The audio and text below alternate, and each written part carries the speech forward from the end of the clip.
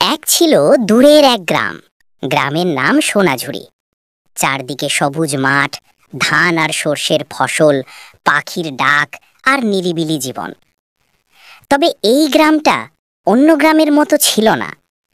এখানকার মানুষরা এক অদ্ভুত ভয়ে ভুগত। তারা বিশ্বাস করত গ্রামে থাকে এক রহস্যময়ী মহিলা, যার নাম দুনিয়া টোনা। লোকমুখে শোনা যেত সে মাঝরাতে ভূতের মতো হেঁটে বেড়ায়, নদীর ধারে আগুন জ্বালায় আর মন্ত্র পড়ে। গ্রামের বাচ্চারা কাঁদলেই মায়েরা বলতো, চুপ করে ঘুমিয়ে পড়ো, না হলে দুনিয়া টোনা নিয়ে যাবে। গ্রামের ছেলেমেয়েরা রাতে নদীর ধারে যেত না।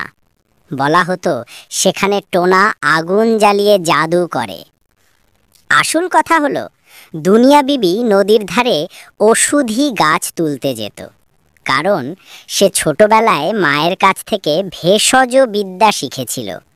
অসুখ বিসুখে গাছের ডালপালা পাতার রস দিয়ে ওষুধ বানাতে পারত।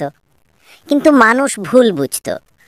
আগুনের আলোতে দেখা যেত একটা ছোট্ট গ্রামে ছিল এক অদ্ভুত বুদ্ধিমতী মেয়ে। তার নাম টুনি সিরিয়া। অন্যদের মতো সে শুধু খেলাধুলা বা রান্নাবান্না জানতো না, সে জানতো কিভাবে প্রশ্ন করতে হয়, কিভাবে উত্তর খুঁজে বের করতে হয়। ছোটবেলা থেকেই টুনির চোখে ছিল কৌতূহলের ঝিলিক। এক বছর গ্রামে ভয়ঙ্কর কলেরা ছড়িয়ে পড়ল। একে একে অনেকেই অসুস্থ হলো। হাকিম ডাক্তার কেউ কাজে লাগলো না। তখন গ্রামের এক গরিব কৃষকের ছেলে নাম জয়নাল মারাত্মক অসুস্থ হলো। সবাই আশা ছেড়ে দিল। ঠিক তখনই কৃষকের স্ত্রী দুনিয়া বিবির কাছে কাঁদতে কাঁদতে গেল। বলল, মা, সবাই বলে তুমি টোনা, কিন্তু তুমি যদি সত্যিই মানুষ হও তবে আমার ছেলেকে বাঁচাও। দুনিয়া বিবি চুপচাপ ছেলেটিকে দেখে ভেষজ ওষুধ তৈরি করলো। পাতার রস, মধু আর লবঙ্গ মিশিয়ে খাওয়ালো। 3 দিনেই জয়নাল ধীরে। টুনি ছোটবেলা থেকে সাগর দেখতে ভালোবাসত, কিন্তু আজ সাগর পাড়ে এসে তার ভেতরটা অদ্ভুত অশান্ত লাগছিল। আকাশ পরিষ্কার, ঢেউ নিয়মিত ছন্দে আসছে, তবুও যেন কোথাও একটা ভার চাপা আছে। সে বালুর ওপর বসে ঢেউয়ের দিকে তাকিয়েছিল। অন্যদিন যেমন ঝিনুক কুড়িয়ে আনন্দ করত, আজ তেমন কিছু করার ইচ্ছাই হচ্ছিল না। মনে হচ্ছিল ঢেউগুলো তাকে ডেকে কিছু বলতে চাইছে, কিন্তু সেই ভাষা সে বুঝতে পারছে না। তার সঙ্গী রুবেল ছুটে এলো।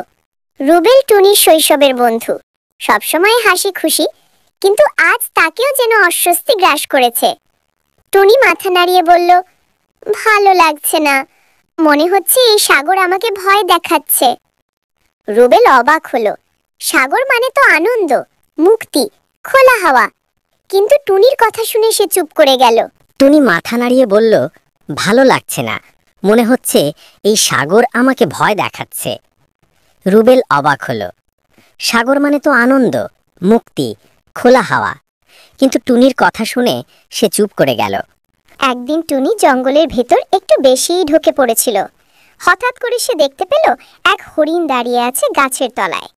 প্রথমে সে ভেবেছিল হরিণটা হয়তো ভয় পেয়ে পালিয়ে যাবে, কিন্তু না, হরিণটা দাঁড়িয়ে রইল শান্তভাবে।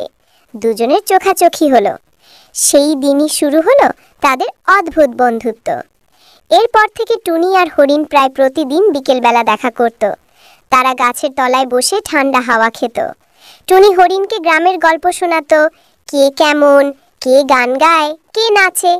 আর হরিণ তাকে দেখাতো জঙ্গলের রূপ, কোথায় কোন ফল পাওয়া যায়, কোন পাখি কখন গান গায়। দুজনের মধ্যে যেন এক অদৃশ্য মিল ছিল। টুনি যেমন শান্ত পরিবেশ ভালোবাসত, তেমনি হরিণও মানুষের ভিড় থেকে দূরে শান্তভাবে গাছতলায় থাকতে ভালোবাসত। একদিন টুনি হরিণকে বলল, চন্দন, তুমি জানো, সবাই বলে মানুষ আর পশুর মধ্যে বন্ধুত্ব হয় না। হরিণ হেসে চোখ নামালো, তারপর আবার তাকালো টুনির দিকে, যেন তার চোখই বলে দিল, বন্ধুত্বের জন্য কোনো সীমারেখা লাগে না, শুধু লাগে ভালোবাসা আর বিশ্বাস। দিন গড়িয়ে সপ্তাহ, সপ্তাহ গড়িয়ে মাস পেরিয়ে গেল। টুনি আর চন্দন একে অপরের অবিচ্ছেদ্য বন্ধু হয়ে উঠল। তারা প্রতিদিন গাছের নিচে বসত, বাতাসে চুল উড়াতো আর দূরের পাখিদের গান শুনত।